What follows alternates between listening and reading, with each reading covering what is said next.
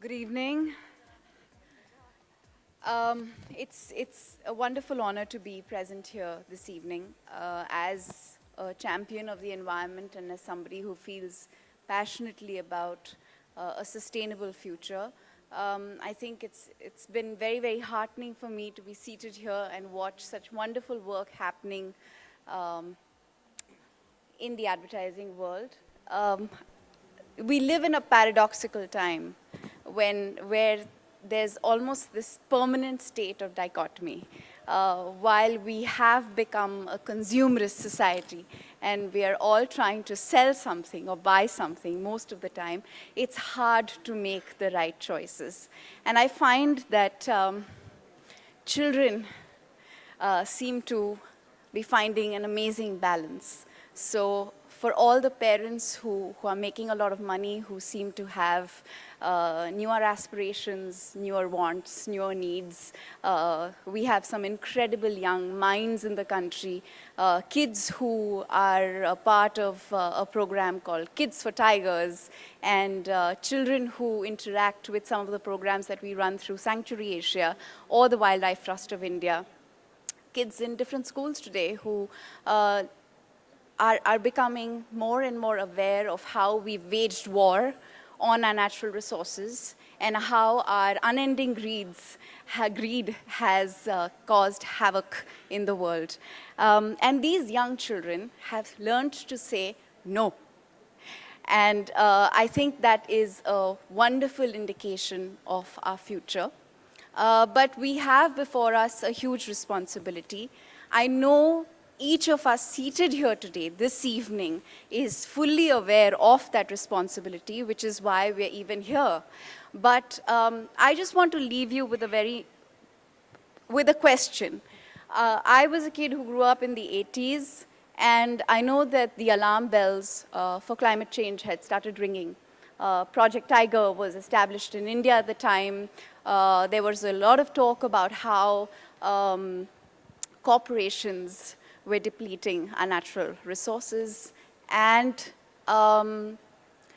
clearly, communications failed at some level because we still struggle as a nation and as a world to make people better informed about the role that nature plays in our lives and how deeply connected we are with our environment. So when we speak about GDP and we speak about economy and we speak about growth, I don't understand why we don't speak enough about our environment. And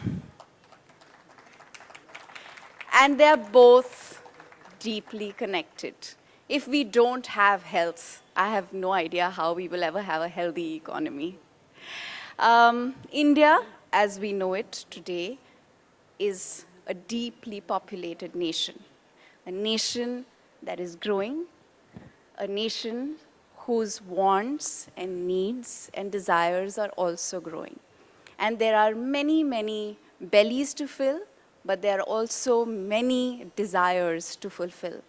And I just hope that each of us here can play our part in helping people understand how important it is for us to nurture, cherish, and take care of our natural resources, of our water bodies, of our forests, of our wild animals, and ensure that this message reaches out to everybody, because that's the only way we are going to survive and fill those bellies. Because the tragedy about climate change and the consequence of climate change is that the poorest of the poor are always the most affected. And our conscience must never allow that to happen. And congratulations to all the winners. Mudra, are you carrying a truck with you? Because you have a lot of trophies to take back home. Well done, bravo, keep going. I know, as somebody who is constantly trying to produce communication for the various organizations that I represent, how challenging it is to find the revenue to produce this content.